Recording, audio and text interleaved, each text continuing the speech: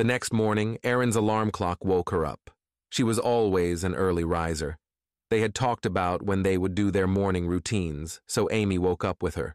They both brushed their teeth, and then Erin left for Amy to take her shower. While Amy showered, Erin got dressed and then headed out to eat breakfast. It was weird ordering food after Chow was always knowing what she wanted to eat.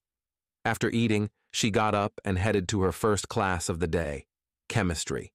This was a class that had nothing to do with traditional chemistry, but more with alchemy as well as the making of ointments, candles, and similar magical items. They used the modern names to make it easier for students to understand what kind of class they were taking. For example, physics class was about learning forces magic, and theater was learning illusion magic. She was early to class and grabbed a seat towards the back and away from the door. Because she was so early, the teacher gave her the book to the class. She opened it and started flipping through it. She recognized some of the recipes as some she had made for Colby's supply store. Leo had woken up at his pack's house here at Riverbrook. There were only 3 others here from his pack. They had a new freshman arrive yesterday, and 2 seniors had graduated last year. Leo was a senior this year, and he was lamenting that he still hadn't found his mate. He had started like every other werewolf as a freshman. This meant that his mate wasn't from any of the 3 years ahead of him. They weren't a part of his own year, and as a senior so far, it hadn't been any of the last 2 years younger than him. He had taken a walk around the pack houses yesterday, sniffing out this year's freshmen, but it didn't look like he was going to find his mate this year either. This wasn't a horrible thing, but it meant that after this year, he would have to start attending the yearly singles meetups. Sometimes your mate wasn't within the 7-year span of potential you could meet during high school. The werewolf population had taken a huge hit about 30 years ago from a mysterious illness, and the population was only now starting to bounce back. That there were only the 4 of them from the pack was very telling of how much the illness had hit his pack. As Leo headed towards one of the cafes to have breakfast, he encountered the most amazing smell. He looked around, but quickly realized that none of the students here were werewolves. It was strange. He followed the scent of gladiolas and pine to a vacant seat. My mate sat here not too long ago. He sat in the same seat and took in the scent. I have a mate. Here. I won't have to go to the singles meetups. He grinned, happy that he had found her. Sort of. It was time to head to class, so there was nothing for it. He would have to search for his mate later. As he walked towards the class, he kept on catching whiffs of her. He walked into his chemistry class, and the room was filled with her scent. Crap! Which one is she? There was only one seat left that was towards the middle of a row, and in the row, closest to the door. He took the seat, and soon the bell sounded for class to start. Leo looked around while he could, mentally crossing off the girls he had seen in previous years. That left only one girl he didn't recognize. She was pretty enough, but she was a mage. Why would Selene, the goddess of the moon, match him with a mage? He already didn't like the concept of his mate being a mage. What was wrong with him that he wasn't worthy of a werewolf mate? I could always reject her. She would never know she had been rejected. Mages don't feel the bond like we do until they have already been mated. He was not paying attention to the lesson, lost in thought. Yes, Miss Blackwell? The professor, Mr. Davidson said, snapping Leo out of his thoughts. You look confused. There were a few snickers from some of the students.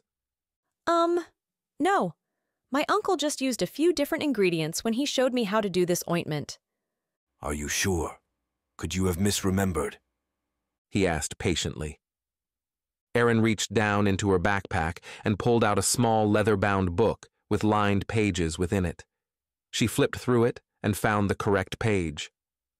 No, I did not misremember. I have it written down here. Leo's heart swooned at the sound of her voice. He, like the rest of the class, was looking at her, and he saw that her face around her left eye was scarred, but due to his position, didn't see that her left eye was blind. He also hadn't noticed her leg brace or cane. Let's see. He gestured for her to come up. Erin picked up her cane from the floor and stood up. The cane tapping the floor seemed to echo in the room. Leo's heart sank. A cripple, Celine? What have I done to deserve to be mated to a cripple? Erin made it up to the lab table and set the book down, opened to the page in question. Leo couldn't help the growl that escaped his lips. A half-blind cripple? Are you kidding me, Celine? Professor Davidson looked up and let out a growl at Leo himself to remind him of where he was. Erin was startled. She hadn't realized the professor was a werewolf. Here's the recipe my uncle taught me, sir. He looked it over and then went to a supply cabinet and pulled out the ingredients. Let's see it then. Please explain the changes to the recipe as you do them. We will see what can happen when a recipe is changed. He sounded ominous to Erin, but she knew this recipe was good. When Deacon was teaching her how to fight with the sword in her cane, he had cut her several times. The ointment had healed the cuts quickly and without any pain or scarring. When they were running low, Jacob had shown her how to make it. It was even one of the ointments sold at the Black Cat Emporium. Most of the ingredients are the same. Erin explained as she began grinding and mixing ingredients. Instead of heal-all, you use slightly less of powdered aloe. She added the aloe and continued mixing. She added a few more of the normal ingredients. The other change is, instead of willow, there are 2 other ingredients. The first is eucalyptus. She added the herb after powdering it. The second is one belladonna fruit. The fruit was about the size of a cherry. It had been dried, so she was able to grind it easier. Miss Blackwell, belladonna is poisonous, he cautioned. Yes and no. 6 is death, 3 is to hallucinate, and 1 is to reduce pain. It works well with the bayberry oil in the ointment and enhances its abilities. Erin explained. She added the last ingredients and then added the coconut oil that was the ointment's base, blending everything to a smooth finish. Are you ready to test it, Miss Blackwell? Mr. Davidson pulled out a sharp knife. Yes, sir. She held out her left arm and put some of the ointment on her right fingers, preparing to apply immediately. Leo was torn. She was a cripple, and everything he had been taught to despise in others, but she was also his mate, and he had an innate need to protect her from harm. As the professor sliced Erin's arm, Leo crushed the pencil in his hand. The strength of his hand had turned the wood and graphite into powder. He calmed the beast within himself with some difficulty. Erin quickly applied the ointment to the wound, and to everyone's surprise, the wound closed quickly and without leaving a scar. He handed her a cloth to wipe away the remaining blood. Mr. Davidson grasped her arm lightly and raised it to look closer. No scar. He touched the area he had cut. Any residual pain or numbness? No, sir. She replied softly. Blackwell. He mused aloud. What is your uncle's name? Jacob, sir. She replied. Jacob Blackwell. That would explain it. He has a reputation for experimenting with recipes and utilizing his spirit magic to unlock secrets of plants, oils, and minerals. He is extremely skilled in spirit magic. Has he taught you to do this yet? No, sir. Spirit magic has not been easy for me to learn. I'm still only at the first level with it. I understand. I do need to warn you as well as everyone else. Even though this is a good recipe and one I am eager to add to my own personal collection, if a practical or written test asks for the recipe to the cut healing ointment, you must use the recipe outlined in your textbook. Erin nodded and smiled. I understand, sir. He placed the rest of the ointment she made into a small jar and handed it to her, and then gestured for her to take her seat, which she did. He lectured for the rest of the class period, and it wasn't long before the bell rang, signifying the end of class. Erin got up and collected her things and made her way to her next class. Leo left the room quickly, eager to be away from her scent so he could sort out his feelings. During history class, she discovered that her family was one of the 10 oldest mage families on the continent. These families had a direct and unbroken mage line for many centuries. This meant that her family was also among the strongest families in magic. Her potential for power was among the highest. She herself was not a part of that unbroken line due to her father not awakening, but her cousins were.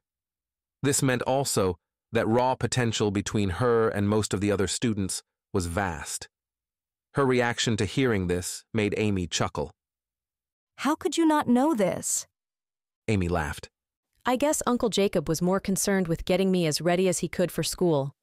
We never talked about history. Maybe he didn't want you to worry. Erin shrugged. Uncle Jacob wasn't here to ask, and she didn't want to write to him about something so silly. Gym was the last class of the day for Erin. She knew that Amy would be in this class with her and was happy to see her. Leo caught Erin's scent and knew she would be in this class with him as well. He was not looking forward to this class. Gym was where mages and werewolves trained in hand-to-hand fighting as well as weapon training.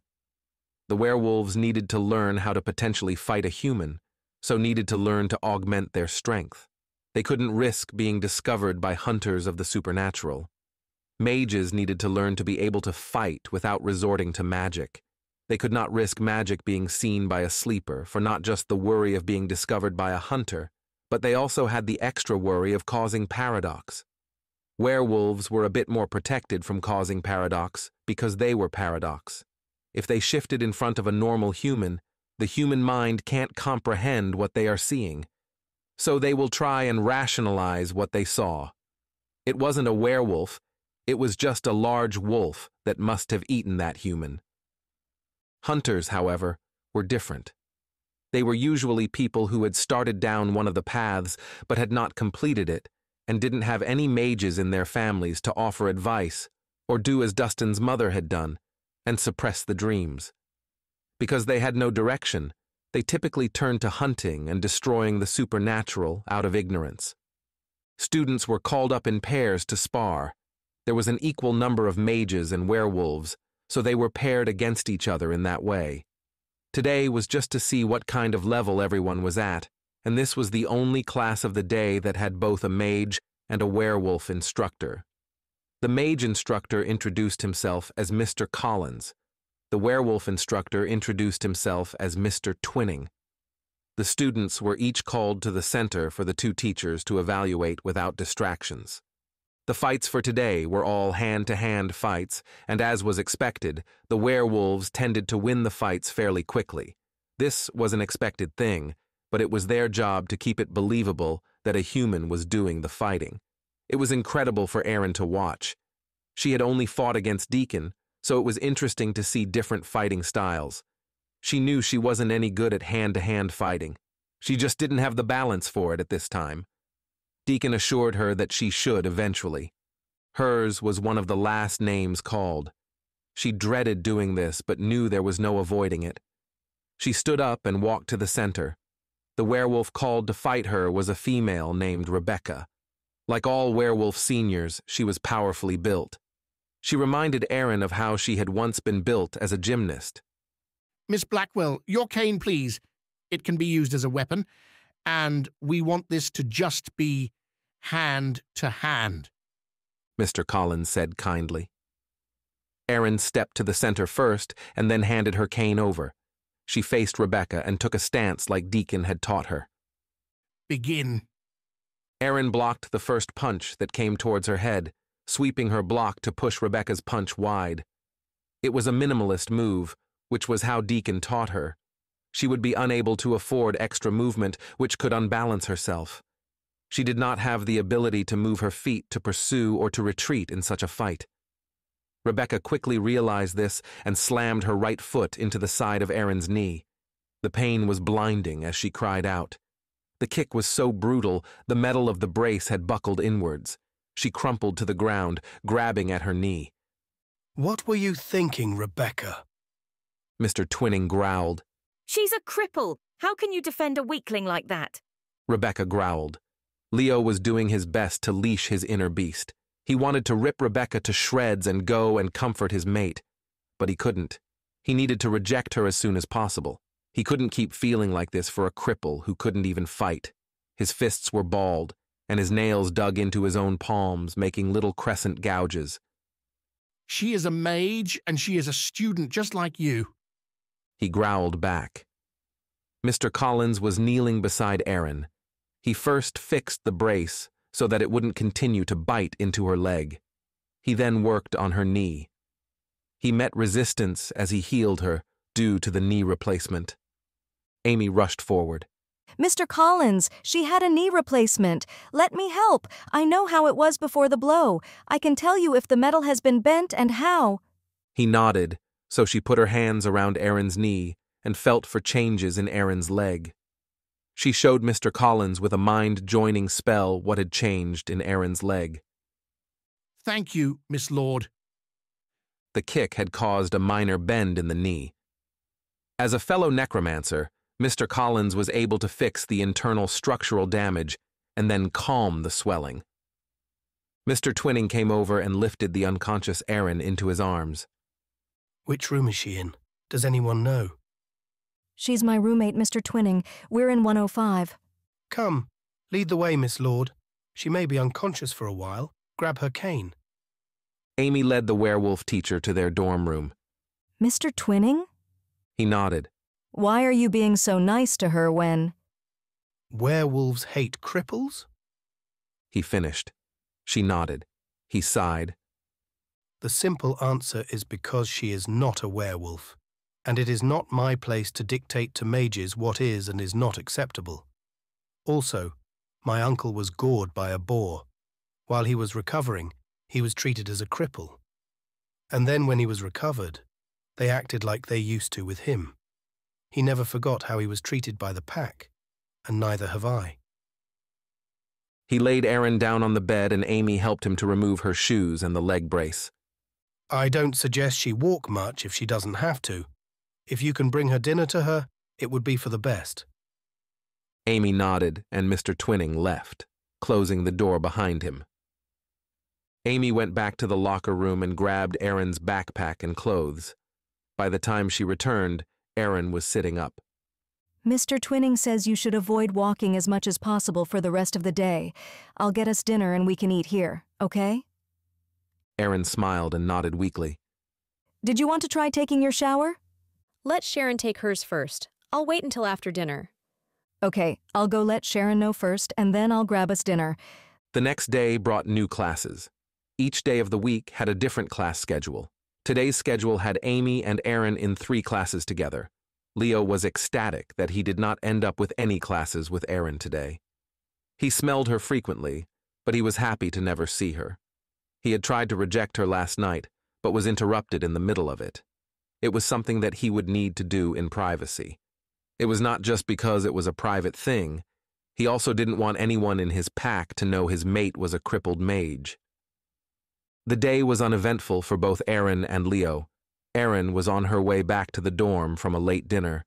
Leo was trying to reject her for the second time. I, Leon Ravenwing of the Blood Talon Pack, hereby… Leo, come on and have a run with us. Travis, his best friend since childhood, called out to him. Yeah, I could go for a run. Leo grinned. They stripped down to loincloths that had been spelled to be able to shift with them. Only natural fabric that had gone through the proper rituals could shift with them. Most werewolves had a few items. It was too difficult to do it to all their clothing, so they limited it to what would be considered undergarments. When they left the pack house, they shifted to their wolf shapes. Leo was a huge wolf. He was bigger than a pony, but smaller than a typical horse. His friend Travis was a little smaller.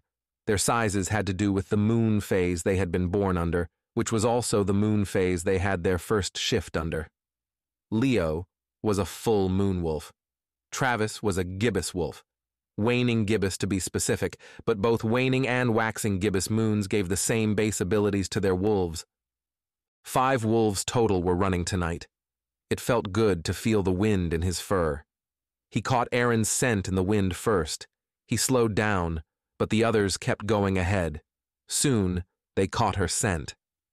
The cripple! Rebecca crowed. When werewolves are in their wolf form, they communicate by mind with each other, just as if they were speaking in their human forms.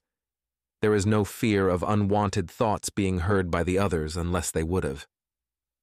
Said them out loud, so to speak. The other 4 wolves were excited. They wanted to show her how much she didn't belong here.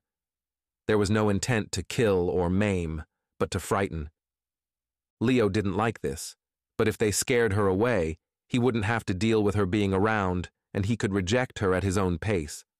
The 4 others had rounded the corner and were all 4 staring at Erin. Leo didn't want to show himself. He was actually curious how she would react. They growled and snarled at her.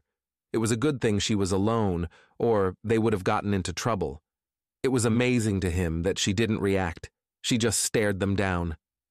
Travis started to stalk towards her, and the other 3 followed suit. I see this is how it's going to be, as you wish. She made a few gestures and then raised a closed fist. As she did this, the ground around all 4 of them rose up and encased them, each leaving only their heads exposed. Have fun getting out of that, assholes. She began to move forward again, and Leo went to back up out of her sight, but stepped on a branch, breaking it. Her head snapped in his direction and caught him. Fucking cowards! Were you going to just follow me and attack me when my back was turned? She made another gesture, and soon Leo was caught up in solid rock as well. He whimpered, unable to shift back. She glared at him before turning and walking away, leaning heavily on her cane. The taps of the cane on the flagstone eventually faded away even to a werewolf's more sensitive hearing. Leo was oddly happy that she had bested 4 werewolves like that. Granted, they weren't going to attack, but she could have easily gotten frightened and tried to run. How the hell did she do that so quickly? Travis asked. I've never seen a mage cast a spell so quickly and against so many targets at once. That's supposed to be one of their weaknesses, only 1 target at a time, Rebecca added. Leo chuckled to himself. So, this is the power of the 10 oldest mage families? He recalled his history classes and had been surprised that Erin belonged to one of those families. He knew it meant they were stronger magically, but didn't realize to what extent that meant. He lamented that they were all going to get in trouble now. They were in their wolf forms, not out in the forested area, set aside for the purpose, and a mage had felt the need to trap them in stone. It was the early hours of the morning when the spell expired, and the stone crumbled away, waking up any who had managed to doze. Leo wondered if Erin had come to release them, and so sniffed at the air for her scent, but there was nothing. Hey everyone, hope you loved the video. Don't forget to give it a thumbs up, hit subscribe for more awesome sci-fi content. You can also support us by hitting the thanks button at the bottom of the video.